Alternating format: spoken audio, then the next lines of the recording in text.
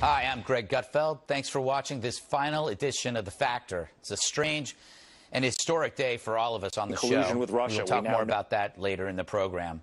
But first, to our top story. Donald Trump's first 100 days is upon us. And of course, the president greets it with a tweet, writing, "No matter how much I accomplished during the ridiculous standard of the first 100 days, and it has been a lot, including SC, which I believe means Supreme Court, media will kill." But maybe he's right. The irony is nobody's focused on their first 100 days since FDR more than Donald Trump. He's the one that is setting this ridiculous standard. If you're the Trump administration, by the way, you're ending your first 100 days next weekend. And then May 2nd is the Sally Yates testimony. It's not the greatest way to start your second 100 days. Anyway, checkpoints like the first 100 days are created for the hapless media to shape and spin. Does the world change on day 101? Was it much different on day 99? Nope and nope. Even more, trying to gauge the Trump presidency this early isn't as easy as it seems.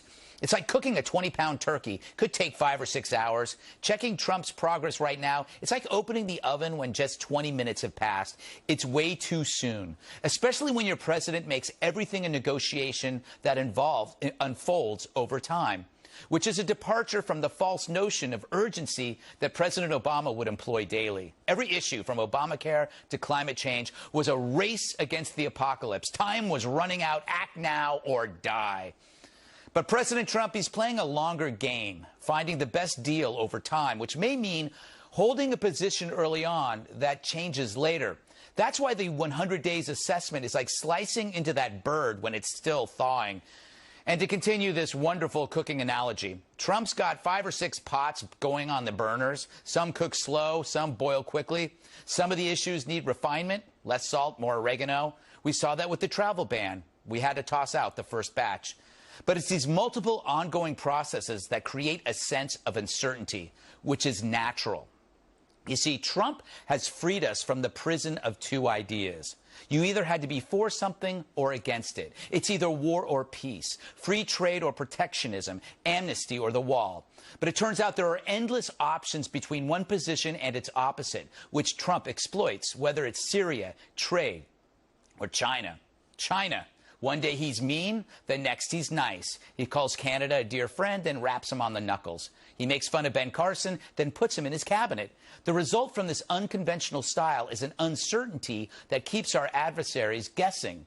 But it also makes the rest of us kind of nervous, too, which is okay. That's normal. We're all in this together. And relax, it's just the first 100 days. We've got another 1,360 to go, at least.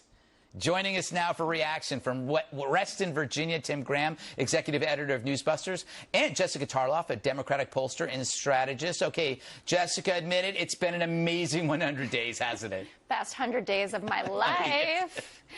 No, actually, your monologue was quite persuasive to me. I'm not a full convert, but I do believe, this is our first president who hasn't been a politician. So he's got a lot to learn. He has people in office in his cabinet who also are not politicians. Right. So there's a lot of room to grow there, clearly. Everyone wants the president to succeed and only to beat, well, at least from my side, for those 1,360 days, not the more option that you gave. So there's a lot that we can do to work together here. But I would say there are some outstanding issues that are pretty clear failures, like what happened with the health care bill, and Paul Ryan did not help him there, obviously. The travel ban, as you mentioned. And when you say that, he's not someone who picks yes or no, on the campaign trail, he really did. He said he was definitively for certain things that now he's waffling on with the draining the swamp, and everyone in there is from Goldman Sachs, which personally, I like Gary Cohn and Dina Powell. I think that's great. That's reassuring for me. But I wonder about his voters, that base, who were promised certain things, and I'm not sure that they're going to get them. I think there's certain things that he has to stick to and other things that he can give up. And I do think you change. When you're a campaigner, you're different than when you were actually governing. And as for the health care and the travel ban, again, those are things that are ongoing. It takes a longer time for that to evolve because he is negotiating. He starts at one place. Absolutely, but he did say, and the 100 days is created also by the candidates themselves. Hillary Clinton talked about what I'll accomplish in the first 100 days, and he did as well. So he did make promises about these things, and he backed a health care plan that I'm not fully convinced he ever thought was a good idea, but Paul Ryan said, oh, I got the numbers. So he went with it. So he has some growing to do there also in who he can trust and what he can put his name on. What, Tim, weigh in on this. What do you does an assessment at 100 days, isn't it kind of hard to do with President Trump, and does it matter? Well, no, I think you're right. It's an artificial measuring stick, and as usual, we can expect the media to take that stick and beat Trump over the head with it. Does anyone remember now Bill Clinton trying to nominate an attorney general? We went through, you know, nobody remembers that because Janet Reno was attorney general for like 20 years. I mean, obviously, this is one of those things where the media is just in a complete festival of hate. And if you go back 8 years, what you're going to find was the kind of coverage they were giving Obama was, they got a puppy. No, the stimulus is different than a puppy. You do know that, right? Those are two separate things. And then we had the Bush tax cuts. Was the stimulus a success? I don't think the stimulus was a success. That's another segment altogether. But for you to compare it, say, oh, Obama, you know, oh, it's a puppy. We're really playing this down. And both of them, I mean, Donald Trump has control of both houses. There were 12 stories on the puppy. Fine. I read all of that. Yeah, I mean, I'm saying Obama was received as a savior those whole 100 days. He was perceived as the savior in chief, and we had 8 years of them delighting over how he would sing or who he had into the White House to sing. There was all kinds of that. That's what's utterly missing now. You know what's interesting? Go ahead. What's interesting is that Donald Trump doesn't play into these obvious opportunities. He doesn't even have a dog. Like, he could have gotten all those dog stories. He said, you know what? I'm so good at this job. Screw the dog. I'm just going to stick to policy. I'm going to go after the stuff and let them worry about the fact. And by the way, then, Jessica, they did stories about how he didn't have a dog. I know that you including me. Yeah. I did that story. Well, it's a good story. It's really weird. Who doesn't want a dog? But it's true, though. The media is going at the media isn't giving him a break, even though you look over the 100 days. Has anything bad truly happened? I mean, that you can point to? That's really out of the ordinary. No, I mean, things are going to happen every day, and I think that's something that Donald Trump was missing in his understanding of what went on under the Obama presidency. You know, it's an enormous country with 320 million people in it. There's going to be tragedy, unfortunately, every single day. Right. And the president also has only so much power to control that. Now, does the media not like Donald Trump? I'd say on the whole, no. But he also created this antagonistic relationship with them, and you kind of reap what you sow at a certain point. Yeah. So that's where it started with. It didn't start with Trump. The media was in to bet. If you look at the first day of the Trump campaign, it was all mockery. Like, who thinks this guy's ever going to win? That will never happen. Do you think that's because of the staged coming down the escalator with all the paid people there to greet him and Melania as he went through his gold hall? Thank God President Obama never staged anything. Did you remember the press conferences for Obamacare? Everybody was wearing a white jacket. It was nuts. All right, we've got to move on. Jessica, Tim, thank you very much. When we come right back, breaking news: a French presidential candidate is pessimistic about winning a war on terror. We'll tell you how France is reacting to the latest terror attack in Paris when we return. Don't touch that dial. Back segment tonight. On Thursday night, a gunman killed a police officer and wounded 3 others on one of Paris's most famous streets, forcing an early end to campaigning for France's presidential election, which was scheduled for Sunday. President Trump weighed in on the matter this morning, tweeting, "Another terrorist attack in Paris. The people of France will not take much more of this. Will have a big effect on the presidential election." But in France, where a presidential election will be held on Sunday, one of the centrist candidates seemed resigned to it, saying, quote, "This imponderable threat, will be a fact of daily life in the coming years." Joining us now with the latest, Fox News chief Washington correspondent James Rosen.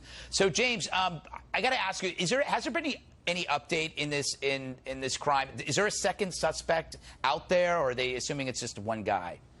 For the moment, it seems like all of the efforts are focused on learning more about the one guy who was shot while trying to escape after he killed the police officer and shot 3 other people. And out-tumbled from his body, we learned from the French authorities today, after he was shot, a note in which he had words of praise for Daesh, or ISIS as we call it here. So there's every indication this was a terrorist event, Greg. Yeah. So it is, that's what I was going to say. Is it something where it's likely that ISIS claims something after the fact, that he was not, they had not executed this, but they had inspired it? Right, and that serves their propaganda purposes. And we've seen in a number of cases where ISIS has claimed credit or some sort of affinity with one of these individuals who's involved in this kind of atrocity, whether or not, in fact, really ISIS had anything directly to do with that individual. It was an interesting comment, though, that you just mentioned from Emmanuel Macron, the centrist candidate in the French presidential election, when he basically indicated that this is the new normal, that we're going to have to acclimate ourselves to these kind of events for the foreseeable future. That's not, generally speaking, a winning posture for candidates, but it does remind me of an incredibly brilliant cartoon that ran in the New Yorker right after 9/11. It showed the classic evolutionary sequence where there's like a sort of a primordial ooze and there's a fish that rises from it, and then it starts to walk on 2 legs, and then it starts to walk upright. The last panel in this sequence in the New Yorker cartoon showed a man in a suit and tie carrying a briefcase and walking through a magnetometer, as if to say this kind of thing post 9/11 is with us here to stay in some respect. Thank you, James, for explaining an entire cartoon to our audience. No, but I do agree. I don't think the candidate was being, I think he was just being honest about the nature of the world. And it might hurt him. But anyway, James, thank you. Now for more analysis, Fox News contributor, Lieutenant Colonel Ralph Peters, who joins us from Washington. So, Colonel Peters, what is your take on the terror attack in Paris? And will it have an effect on the election? And also, should it have an effect? Well, first of all, with the statement by Macron that this is the new normal, you know, Greg, we should hammer politicians when they tell us lies, but we shouldn't hammer them when they tell the truth. Right. And the politicians in Europe and here who have been saying this is here and it's not going away fast are telling the truth, because the civilization of Islam in the Middle East has collapsed into barbarity, has spread to Europe. It touches us here, and it's not going to be solved for decades, if at all. So will it affect the French election? It may affect the first round. It may garner some more votes from Marine Le Pen, who is an absolute far-right nutcase. Really? Yeah, well, yeah. I mean, any American conservative who thinks Marine Le Pen, who takes loans from Vladimir Putin, praises Russia, wants out of the EU and out of NATO, is America's friend, isn't doing his or her homework. But at any rate, the bottom line is this. We have to fight terrorism every single day. I want every terrorist dead. But the reality is, unless we want to turn our societies into police states, forbid people from driving cars, forbid people from owning weapons, you're going to have these small-scale attacks because they're so easy to stage. They turn our freedoms against us, and unfortunately, there is going to be a price we have to pay. Right, and the small-scale attacks are becoming more prevalent, perhaps because we're becoming better at stopping the larger scale ones. And so it's a weird thing to think that, okay, maybe this is an improvement, even though it's horrible. But my worry is it only takes one, and as you see a marriage of technology to terror, it's not going to be a car. It's going to be a drone that you could send away for an anthrax, or it could be smallpox if the guy's a doctor. So it worries me that there is going to be an evolution towards a more devastating style of attack in the coming years that will make this stuff look kind of small. That's important because our enemies are often ingenious. We've seen ISIS and before them Al-Qaeda do some brilliant things. I mean, the complex aerial ballet of 9/11 using our common tools against us was brilliant. So, yes, we have to be prepared. At the same time, we can't live in fear. Right. And we have to recognize the fact that, as you said, we've gotten very good at taking down the big plots. Now the problem are the jailbird converts, the sudden converts, as this guy in Paris seems to be. Right. And I do remind people that I have no sympathy with terror. I want those suckers dead, dead, dead. At the same time, as far as the threat from Islamist terror goes, since 9/11, Latino gangs from Central America and Mexico have killed vastly more people on our soil, and they're terrorists too. But the distinction is that there is one group that has an existential desire to end the planet. The gangs, they want to sell drugs, make money, but, you know, Islamic radicals, they want to take everybody to their heaven. First, I thought you were talking about the pharmaceutical industry. Yeah, I mean, there's no question about it. I've been on this for a very long time. Those with an apocalyptic vision, as we see with ISIS in the end of times battles that's going to end now in Deir ez-Zor, it's changed a couple times. They're an incredibly committed opponent. Their great strength is their commitment to their cause, their belief, which is why, and they have no reverse gear. You can't unconvert them. What you've got to do is kill them, and we're going to have to keep on killing them for a very long time. Yeah, and the issue which you bring up of sudden converts, it's ISIS doesn't execute; it now inspires. They're essentially like a rock band that has hundreds of tribute bands who ape their every move wherever they go. So they can just take they can take credit for this when they weren't anywhere around. And I do think that you can be vigilant without curtailing freedoms. I don't think it's an either-or choice. Again, we become a prisoner of two ideas. You're not losing freedom. You're actually preserving freedom by heightening security, being smarter. Sure, but, you know, and tighten it in smart ways. Yeah. But as long as we've got a global left and an American left that sympathizes with the terrorists and is worried about their rights, you're just not going to make the progress because, unfortunately, some civil rights do have to be slightly impinged, such as at airports, to keep us safe. But we all just need to be sane and tough. Right. Ralph, always informative when you're here. Thank you so much. Thank you, Greg. The New York Times is attacking the Secretary of Homeland Security for, quote, fear-mongering, unquote. It's a big word, especially for me. We'll tell you what it means when the Factor comes right back. In the Unresolved Problems segment tonight, in an editorial today entitled Fear-Mongering at Homeland Security, the New York Times attacked Homeland Security Secretary John Kelly's approach to the job, writing, quote, the tone he sets can only encourage abusive behavior among his officers further down the chain of command against immigrants and also lead to the curtailment of American civil liberties and privacy, unquote.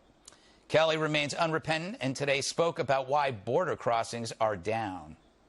I think, without doubt, it's the fact that after 8 years of essentially a different view about southwest border security and a different view about immigration, illegal immigration, I should say, the new view has obviously caught hold or has caught the attention of people to our south, primarily in the Central American countries where most of the illegal migration has been coming from in the last few years. And the people there are waiting and seeing.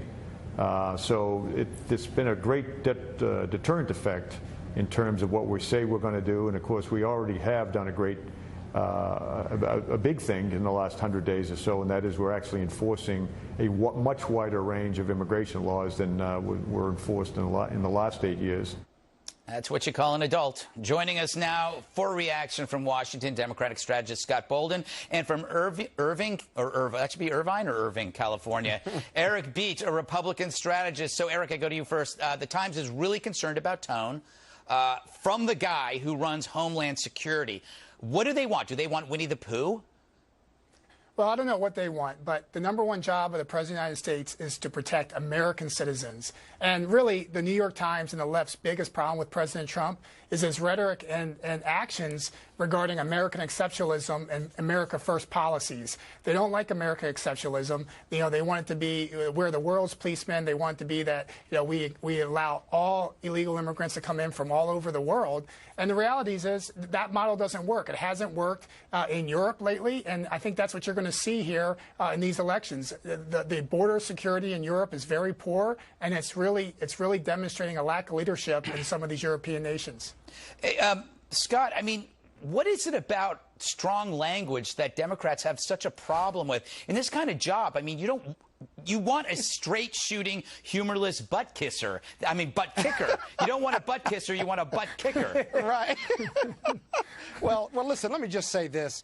We can do without the fear-mongering because every American in this country knows about terrorism. We've lived through it. But I couldn't tell whether the Mr. Kelly or Secretary Kelly was bragging or complaining about keeping us safe. We spent billions of dollars keeping Americans safe. We're certainly aware of it, but I don't think we've taken a day off from thinking that terrorism is not upon us. We watch TV all across the world and even in our own country, domestic terrorism. And so the fear-mongering is really unnecessary. But this is the Trump administration's way of leading. They lead by fear, and it's really unnecessary. No Democrat wants the borders unsafe. No Democrat wants illegal immigrants here in this country. But what we do want is the Constitution recognized and honored. And when you fear-monger and when you use that language, you put that at risk. And I think that's what the New York Times was getting at. You know, I can't remember when President Obama used fear-mongering. Oh, yes, climate change. It was like almost every single day we were about to die. At least 50 other countries signed on to that. Yeah, it's called the Paris Accord. Yeah, and that's going to be unsigned. There. I'm hoping that's getting unsigned. I pray. Eric, how should he approach this job? If his should he soften his rhetoric? Maybe sing show tunes and bake brownies to bring in every Monday? Hey, that's one way of doing it. I think the way he's doing it now is he's decreased illegal immigration by 50%.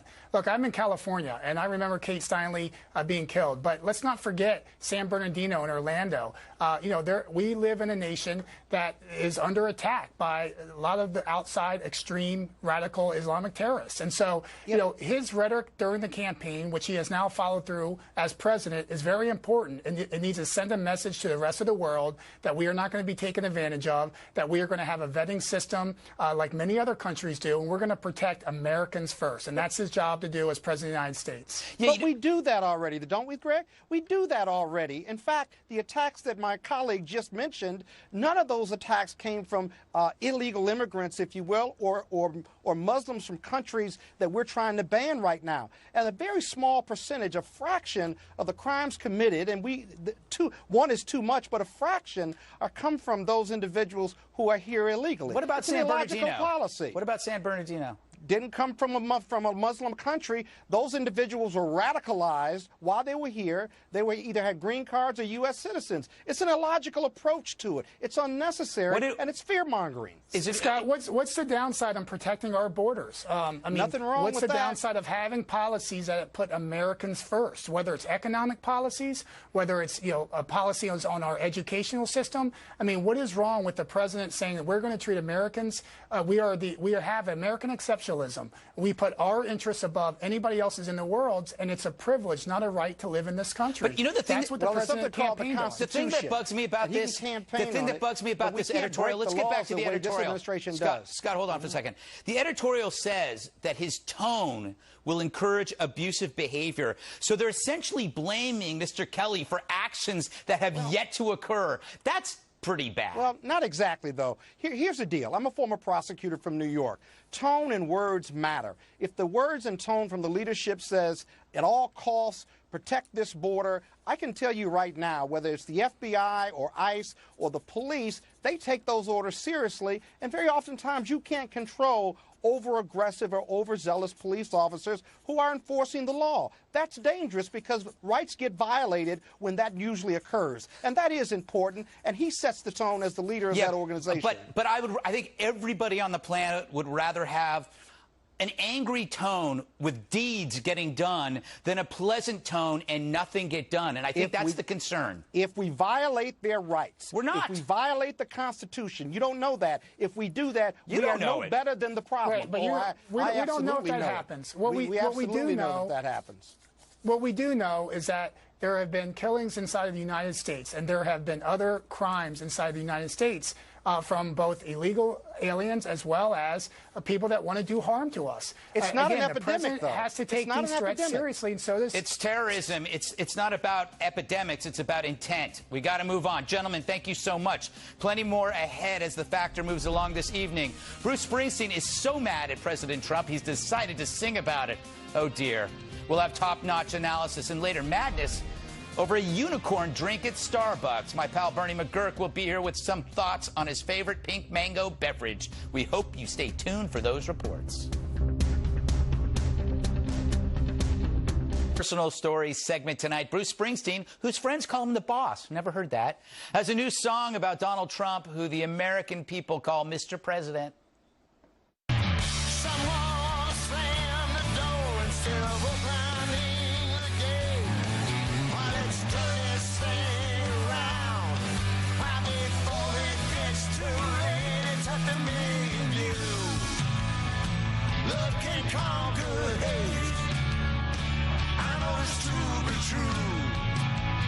That's what makes us great.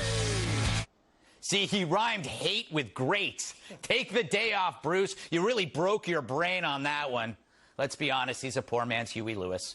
Anyway, Mr. Springsteen apparently upset with some of President Trump's policies. Joining us now for reaction in Houston, Texas, is Kristen Tate, a contributor for The Hill, and Mr. Tom Shalhoub, a comedian and author of the great new forthcoming book, Mean Dads for a Better America. Tom, I want to congratulate you. You're always on the last show at Fox News. You're like a curse. You're the last guest. Okay.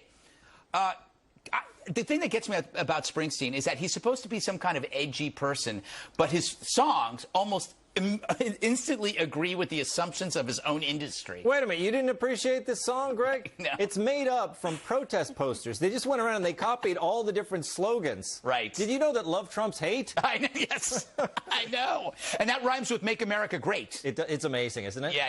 He spent a lot of time on this. You know, he should go back to singing his little ditty about Jack and Diane. Yes. That's when I liked him. Yes, that was great. But, Greg, the thing is that people, you know, he talks about how much he hates Trump. Right. But you know what he really hates? His own audience. Yes. When you see the Trump rallies, it looks like a Springsteen show. Good point. You know, Kristen, does Bruce realize that the Trump voter actually Donald Trump has a better connection with Bruce's audience or intended audience than Bruce does? Yeah. No, absolutely. These celebrities bashing Trump are so cowardly and predictable. And Bruce Springsteen has basically just morphed into an over-the-hill, pathetic snowflake, right? Like Rosie O'Donnell. But you know what, Greg?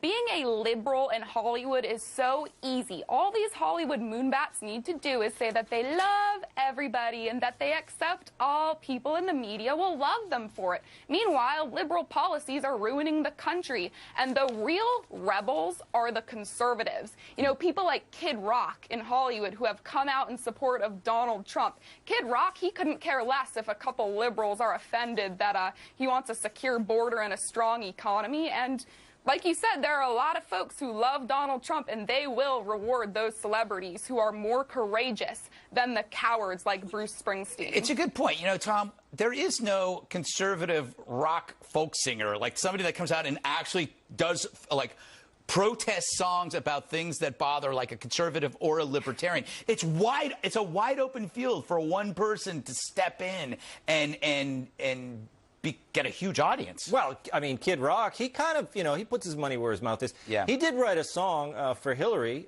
God Only Knows Why. Yes. He did? Where's that? Where's the crew on that, Craig? I didn't even get it. I think America is laughing at that.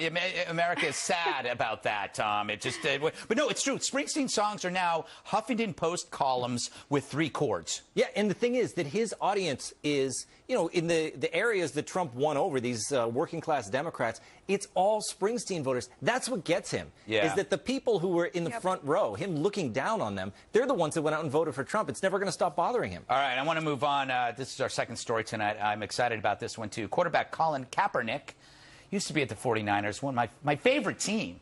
He's so good at football that no current NFL team has signed him. But yet, he has been named one of the most 100 influential people in the world. Kaepernick, of course, he made headlines last year for refusing to stand for the national anthem to protest police shootings. All right, I'm going to go, Kristen, I want to go to you.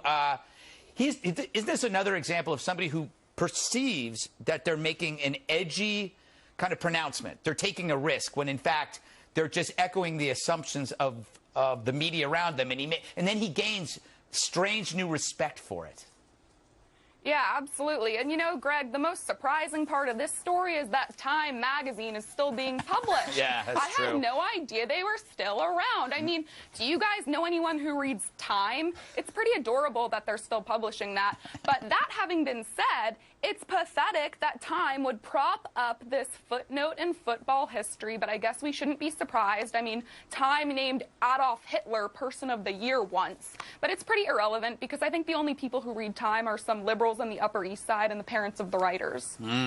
Tom, you know, I think Colin, he reminds me of that kind of the person who made a lot of money, didn't really go to, didn't really pay too much attention to the world around them, and then all of a sudden felt that he had to become relevant. He didn't want to be seen as another jock. And then he found this new celebrity. He got new friends. He got a new cool status. And he's on the cover of a magazine, but at the expense of his team and the sport. So he made a trade.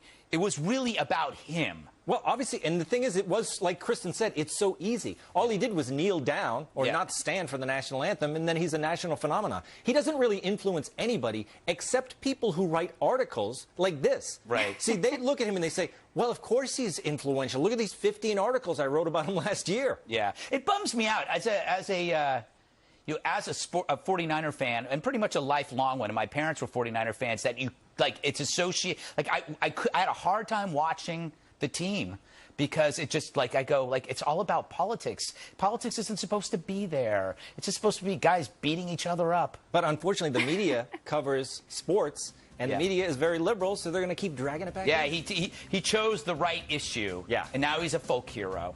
All right, Kristen, Tom, thank you so much. Up ahead, Attorney General Jeff Sessions now says it's a priority to arrest WikiLeaks founder Julian Assange. Thanks for staying with us. I'm Greg Gutfeld, and in the Law and Order segment tonight, Julian Assange has made a career out of publishing classified information, putting it all out on his infamous WikiLeaks website. Assange has been holed up for years at the Ecuadorian embassy in London, evading extradition to Sweden, where he is accused of rape. Attorney General Jeff Sessions was asked about Assange yesterday. Can you talk about whether it's a priority for your department to arrest Assange once and for all, and whether you think you can take him down? We are going to step up our effort, and already are stepping up our efforts on all leaks. This is a matter that's gone beyond anything I'm aware of. We have professionals that have been at the security business of the United States for many years that are shocked by the number of leaks, and some of them are quite serious. So, yes, it is a priority. We will seek to put some people in jail. Joining us now from Richmond, Ken Cuccinelli, the former Attorney General of Virginia, and from Orlando, criminal defense attorney Whitney Bone. Whitney, I'll go to you first. I want to get this guy. I happen to think he's evil, bad, and wrong, but I have to ask you, how do you get this guy? I don't know. Well, you know, it's going to be really difficult because he's not going to be extraditable. This is a political offense, espionage, and it's going to be really difficult when he's also, on top of the fact that he's in the UK, he's also in the Ecuadorian embassy. He's kind of untouchable there in terms of, unless we're going to go in there, we're going to storm, we're going to tear down the London Bridge, and we're going to storm into the Ecuadorian embassy to take him out of there and even subject him to prosecution here in the United States for any sort of crimes that Sessions may want to pursue through the U.S. Attorney's Office. Ken, how do they do this? We do have pretty often used extradition exchange with the British. But the real question is the Ecuadorians, because as you just heard, Assange has been holed up there for 5 years, avoiding rape charges from Sweden. And while Ecuador and Sweden apparently don't have an extradition treaty, I don't actually know whether we have one with Ecuador. I know we exchange drug offenders, cartel members, for instance, but I don't know whether they would go beyond that. And but first, the Justice Department has to make their case that Assange was somehow involved in leaking the classified information, not merely being the repository for someone who laid their hands on it all by themselves and then handed it to him to publish on his website. There is a big difference between those two potential fact patterns. Right. It's a distinction between aiding and abetting and simply delivering material. I happen to think delivering material is pretty bad too. But Whitney, if you go after him, do you also go after the press who printed his stuff? Right, and I mean that's a big group to take on, and they are very well shrouded with First Amendment protection. And like Ken said, I mean the First Amendment implications here are going to make it impossible to prosecute Assange simply for publishing this information on WikiLeaks. It's going to have to go beyond that to either prove that he knowingly published it, knowing that it would cause detriment to national security and to U.S. safety, or that he somehow colluded in stealing the information. They're not going to be able to prosecute him or WikiLeaks just for publishing the information. You're taking on a huge fight with the First Amendment that the U.S. Department of Justice is likely to lose. There's no precedent for that surviving on any appellate scrutiny. Well, and Greg, if I could just add one comment, is that, you know, we talk about leaks and this and that. There is a distinction here. There's all other information and there's classified information. Leaking non-classified information very rarely has the potential for criminal implications. That is exactly the opposite when it comes to classified information, national security information. Got it. All right. Do you think they have more evidence, Ken? It sounds like they're developing more, but you know, until they're willing to make it public, we're all speculating. Right. Again, I don't think it's unreasonable to hypothesize about what would be necessary to prosecute someone like Assange for this, and that is some involvement in either the planning or execution of the stealing, and then the initial release by someone who had the clearance to get it in the first place of classified information. Okay. Well, thank you, Mr. Cuccinelli, and Ms. Bone, thank you, too. Up next, a Starbucks barista flips out on a unicorn. You heard that right, a unicorn. We'll explain it in a moment. In the What the Heck Just Happened segment tonight, it's Earth Day, and we'll get to that. But first, a barista goes batty over a beverage, and now his video has gone viral. Please don't get it! I have never made so many Frappuccinos in my entire life. I have unicorn crap all in my hair and on my nose. I have never been so stressed out in my entire life. For the